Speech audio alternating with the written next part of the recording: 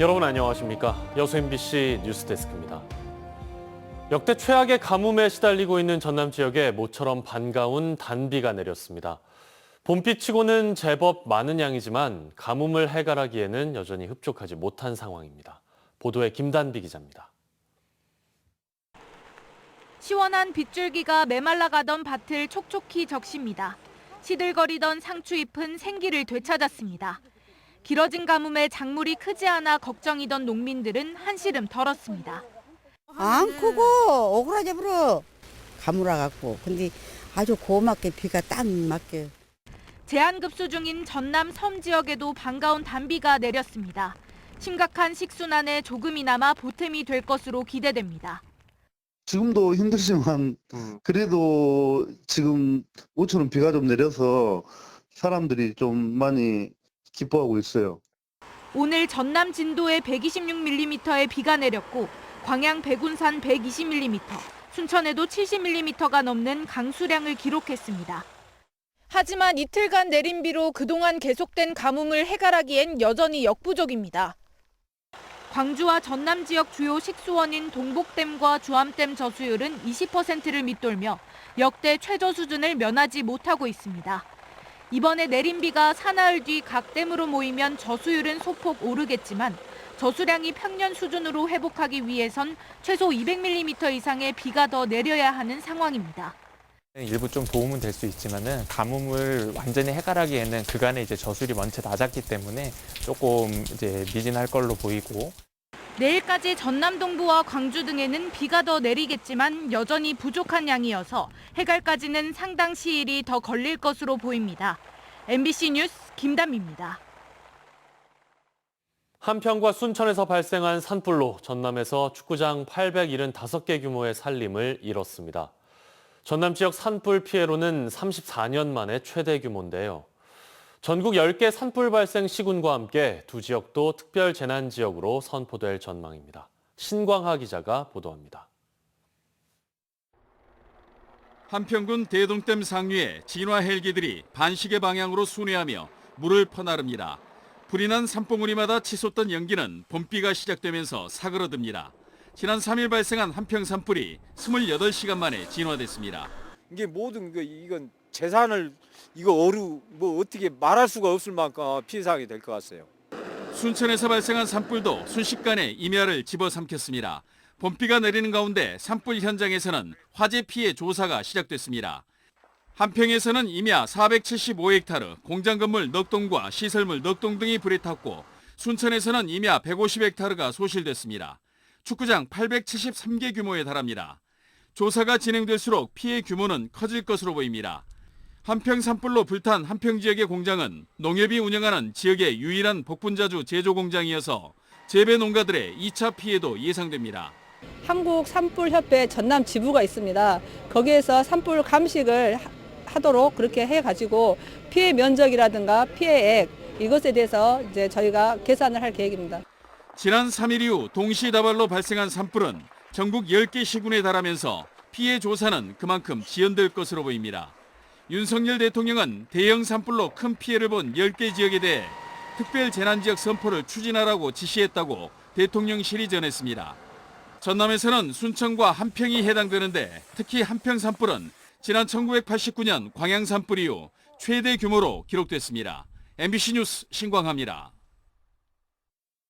지난달 31일 정원박람회 개막식 때 박람회장을 방문한 윤석열 대통령에게 노관규 순천시장이 여러 지역사업 지원을 건의했죠. 크게는 6가지 사업인데 윤 대통령이 곧바로 주무장관에게 지시하거나 순천시가 발빠르게 주무부처와 협의에 나서면서 현안 해결에 대한 기대감이 커지고 있습니다. 최우식 기자입니다. 노관규 순천시장이 지역 현안을 건의한 데 대해 윤석열 대통령은 각별한 관심과 지원을 약속했습니다. 지역은 스스로 비교 우위의 성장 동력을 찾아 키워나가고 중앙정부는 이를 뒷받침해야 한다는 저의 지방균형발전 철학과도 일치합니다. 순천이 호남과 대한민국 발전의 핵심 거점이 되도록 제대로 챙기겠습니다. 노 시장이 건의한 사업은 크게 6건. 대부분 정부 부처가 국비로 추진하는데 순천시가 장기적인 도시 비전으로 연계해 설정한 사업들입니다. 첫 반응은 애니메이션 클러스터 조성 사업으로 윤 대통령이 장관에게 곧바로 지시한 것으로 확인됐고 현재 300억 원의 예산이 1,000억 원까지 늘 것으로 기대됩니다. 도심을 통과하는 경전선이 우회될 수 있도록 장관에게 지시하셨고 그렇게 해주시기로 하셨습니다. 순천만을 보존하기 위해서 동천이 명품 하천 사업에 포함될 수 있도록 검토하라고 장관님께 지시하신 얘기를 제가 듣고 왔습니다. 특히 대통령이 잊지 않도록 챙기겠다며 김건희 여사도 말을 거둔 것으로 전해졌습니다. 명품 하천 사업은 순천시가 곧바로 부처 협의에 나서면서 동천의 포함 여부가 주목받고 있습니다. 이미 순천에서 윤 대통령은 수도권과 영남뿐 아니라 호남도 지방하천이 포함될 수 있어야 균형이 맞는다며 주무장관에게 지시한 것으로 알려졌습니다. 저희 동천과 옥천 합류 지점이 지금 홍수 피해가 자주 침수가 발생하는 지역입니다. 그 지역을 이제 친수 공간을 조성을 하면서 크게는 우리 원도심 르네상스와 연계해서 구도심을 미래 발전 동력으로 삼겠다는 내용이죠. 현재 해양정원은 가로림만과 영일만보다 여자만의 여건이 좋은 것으로 알려졌고 국립민속박물관도 가능성이 높은 상황입니다. 경전선 우회는 이미 원희룡 장관이 순천을 다녀간 이후 국토교통부가 긍정적으로 검토 중입니다. 순천시는 대통령의 관심이 지역 발전의 동력으로 이어질 수 있을지 크게 기대하고 있습니다. MBC 뉴스 최우식입니다. 여수세계 박람회장 활성화를 위한 조례 개정안이 전라남도의회 상임위원회를 통과했습니다. 강문성 의원이 대표 발의한 이번 개정안에는 박람회 재단의 자산을 여수광양 흑만공사로 이관하는 과정에서 발생하는 취득세와 부동산에 부과하는 지역자원 시설세를 오는 2025년까지 면제하는 내용 등이 담겨 있습니다. 해당 개정안은 오는 14일 도의회 본회의에 상정될 예정입니다. 여수 산단 내 대기업들의 본사 이전을 촉구하는 지역 내 여론이 확산하고 있습니다. 그런데 정작 지역 본사제에 대한 기업들의 반응은 냉랭한데요. 이제는 기업들에게 본사 이전에 따른 지자체 차원의 현실적인 인센티브가 필요하다는 지적이 설득력을 얻고 있습니다. 김주희 기자입니다. 여수 산단 내 남해화학입니다. 남해화학은 지난 1975년 비료와 부산물의 생산 판매를 위해 처음 설립돼 여수 공장을 거점으로 운영돼 왔는데 지난 2016년 전격적으로 여수로 본사를 이전해 왔습니다. 지역사회와 소통, 동반 성장, 경영 효율화를 통한 조직 경쟁력을 강화하기 위한 경영진의 과감한 선택이었습니다. 전라도가 이제 농도다 보니까 농업인과 육선 농협을 위해서 그 현장 경영, 관리 부분을 공장원으로 이전함으로 해가지고 생산 부분과 좀 공조 체제를 강화하자는 목적이 있었고요. 당시 남해화학 본사의 여수 이전이 시작점이 돼 여수로 본사를 이전해온 산단 기업들은 모두 13곳입니다. 여수 산단 대기업들이 중심이 돼 구성 운영되고 있는 공장장 협의회 소속사 35개사 가운데 37%에 그치고 있는 겁니다. 기대에 미치지 못한 기업들의 저조한 반응에 정치권을 포함한 지역사회는 산단 대기업 본사의 여수 이전을 꾸준히 요구하고 있습니다. 하지만 정작 기업들의 관심과 호응을 얻진 못하고 있습니다.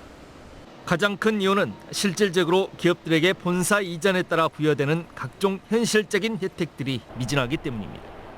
그래서 지역 본사제에 따른 종합적인 지원 대책이 필요하다는 주장도 설득력을 얻고 있습니다. 기업의 본사를 지역으로 이전하는 지역 본사제를 추진하기 위해서는 지방자치단체의 역할도 매우 중요합니다. 기업들에 대한 세금 감면, R&D 투자, 규제 완화 등 적극적이고 종합적인 지원 대책을 마련해야 할 것입니다. 지난 2021년 기준 여수 국가산단 기업들의 매출액은 78조 원이지만 지방세 납부액은 1,238억 원에 그치고 있습니다. 결국 지역 공장에서 창출된 막대한 수익 등 이익금은 수도권으로 흘러가고 있는 현실입니다. 지역과 기업의 동반 성장을 위한 지역 본사제가 실질적인 성과로 이어지기 위해서는 지자체를 중심으로 지역사회가 함께 머리를 모아 해법을 찾아가야 할 시기입니다. MBC 뉴스 김주입니다. 2023 순천만 국제정원박람회 개막 닷새째를 맞아 첫 시민의 날 행사로 서울특별시가 찾아가는 무형문화재 처용물을 선보였습니다. 이번 정원 박람회 기간 17개국 국가의 날과 54개 시민의 날 행사가 예정된 가운데 오늘 서울특별시가 첫 시민의 날 행사를 갖고 문화예술 기획 이벤트로 찾아가는 무형문화재 처용무 공연을 펼쳤습니다. 조직위원회는 오늘 첫 서울 시민의 날 행사와 공연을 시작으로 세계 각국의 도시들이 독특하고 수준 높은 문화예술 공연들을 선보일 것으로 기대하고 있습니다. 농민들의 분노가 들끓고 있습니다. 최소한의 가격 안정 수단인 양곡관리법 개정안을 두고 대통령이 거부권을 행사했기 때문인데요. 농민들은 쌀 산업 포기를 선언한 것이나 다름없다며 대정부 투쟁까지 선언했습니다. 문현철 기자가 취재했습니다. 지난해와 올해 역대급으로 떨어진 쌀값은 회복 기미를 보이지 않고 있습니다. 국회에서 통과한 양곡관리법 개정안은 정부 책임 아래 쌀값 안정에 목적을 두고 있습니다. 쌀 수요 대비 초과 생산량이 3에서 5%이거나 쌀값이 전년 대비 5에서 8% 하락할 때 정부가 초과 생산량을 전량 매입하는 내용을 담고 있습니다. 그런데 정부는 쌀 산업 경쟁력을 떨어뜨리고 정부 재정 부담을 늘리는 남는 쌀 강제 매수법이라며 거부권을 행사했습니다. 지금도 남는 쌀을 더 많이 남게 만들고 이를 사는 데 들어가는 국민 혈세는 매년 증가하여 2030년 1조 4천억 원대에 이르게 될 것입니다. 그럼에도 오히려 쌀값은 떨어지고 쌀 재배농가 소득도 감소할 것입니다. 법안을 주도했던 민주당은 농민의 생존권 보장을 위해 끝까지 싸우겠다고 밝혔습니다. 230만 농민들의 최소한의 요구였던 양곡관리법이 윤석열 정부에 의해 거부되었습니다.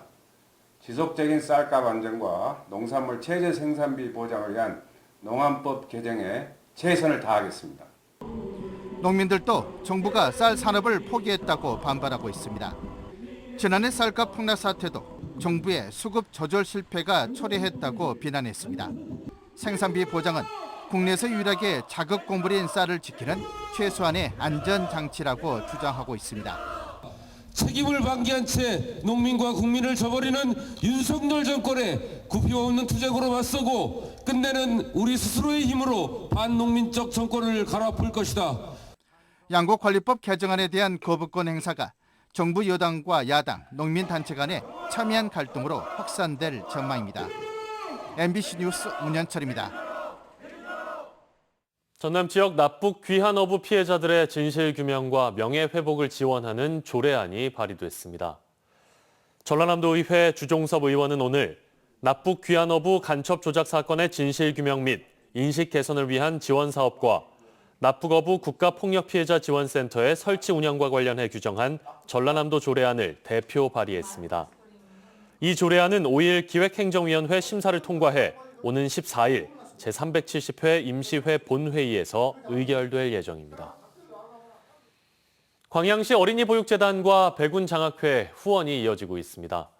광양시는 광양시 어린이보육재단 이사장인 이광용 유니테크 대표가 보육재단에 후원금 5천만 원을, 포스코 DX 노동조합이 재단법인 백운장학회에 후원금 400만 원을 기탁했다고 밝혔습니다.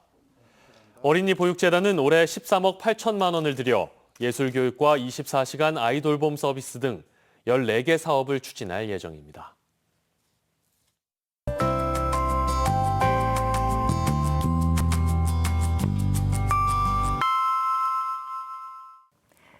날씨와 생활정보 정리해드리는 생활포커스입니다.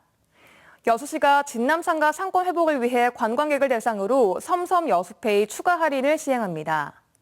다른 지역에서 카드를 수령한 관광객이 상간의 여수사랑 상품권 가맹점에서 섬섬 여수페이로 결제를 하면 5% 현장 할인을 받을 수 있습니다.